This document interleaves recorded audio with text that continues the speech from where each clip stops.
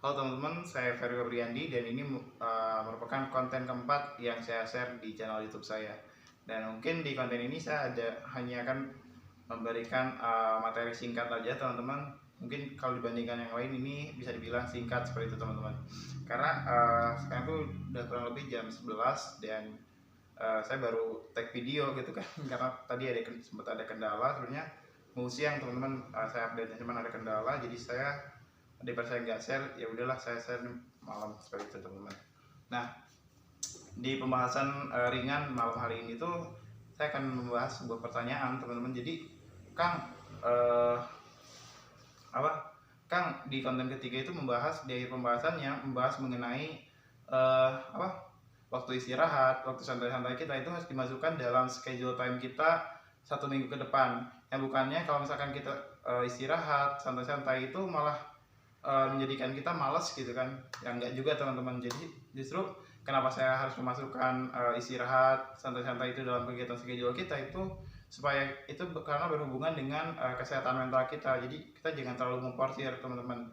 Karena kita melihat di jadwal kita banyak waktu yang kosong, sebenarnya itu waktu istirahat teman-teman malah diisi dengan kegiatan, sehingga yang harusnya kita istirahatnya sejam karena kita terlalu capek itu bisa jadi kalau misalkan kita terlalu capek itu istirahatnya bisa jadi seminggu teman-teman karena sakit seperti itu. Jadi jangan sampai teman-teman terlalu memforsir. Nah, akan tetapi dan itu juga sebagai bentuk self love kita teman-teman. Nah, cuman jangan sampai self love ini dijadikan alasan juga untuk teman-teman bermalas-malasan. Misalkan teman-teman baru aja kerja udah pengen istirahat. Misalkan biasanya teman-teman tuh kemampuan teman-teman tuh di angka 10. Kalau misalkan hitung dari 1 sampai 10 teman-teman tuh kemampuannya di angka 10 nih. Nah, karena teman-teman melihat channel ini dan katanya harus ada istirahat, sehingga kemampuan teman-teman aja baru di angka 4, teman-teman udah istirahat, udah merasa capek. Nah, jangan gitu juga, itu malah mengurangi kapasitas teman-teman seperti itu. Dan juga sebenarnya kalau misalkan di angka 4 kita istirahat itu kita akan benar-benar merasa capek juga teman-teman. Karena kenapa? Karena apa yang kita pikirkan, apa yang kita rasakan itu sebenarnya berpengaruh teman-teman pada kesehatan mental dan kesehatan fisik kita seperti itu. Lalu kalau kita bahas dari sisi psikologi ini teman-teman, dalam sistem kerja manusia itu antara baik itu tubuh maupun mental itu ini teman-teman terkoneksikan menjadi satu. Bahkan ketika saya pernah menyimak juga sebuah kata-kata dari seorang psikolog teman-teman, beliau mengatakan bahwa gini, dalam bagian otak kita ini ada sistem lambik teman-teman, yang mana itu berpengaruh pada bagaimana cara kita berperilaku dalam sehari-hari seperti itu.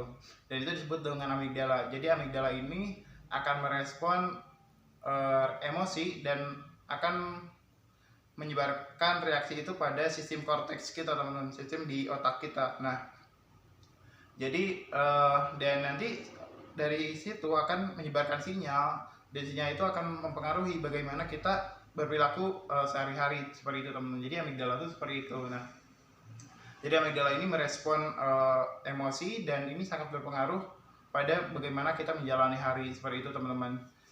Jadi jangan sampai kita self love ini dijadikan alasan teman-teman untuk bisa bermalas-malasan seperti itu teman-teman.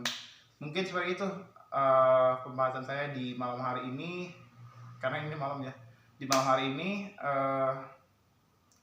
dan di konten selanjutnya saya akan membahas sama mengenai pertanyaan juga teman-teman. Jadi ada pertanyaan menarik di konten saya yang kedua tentang sibuk dan produktif. Nah, Kang, saya tuh sebenarnya ada kerjaan nih, tapi saya tuh sebenarnya tahu saya ada tawaran pekerjaan. Nah, saya tuh tahu harus nolak yang ini karena akan mengganggu kerjaan saya yang ini kan. Tapi saya masih canggung, masih takut, sehingga saya masih tetap multitasking. Nah, gimana sih caranya saya untuk bisa menolak dia? Sebenarnya saya udah tahu tekniknya, tapi saya tetap canggung. Nah, jawabannya akan saya share di konten saya berikutnya teman-teman, karena itu sebenarnya bukan bagaimana caranya, tapi ada sesuatu yang salah, dan itu mungkin menurut saya itu lebih pada apakah kita harus menyenangkan semua orang. Nah, jawabannya itu lebih pada mengarah kepada ke sana teman-teman. Nah, mungkin penjelasan lebih rincinya akan saya jelaskan di konten selanjutnya, dan mungkin untuk konten hari ini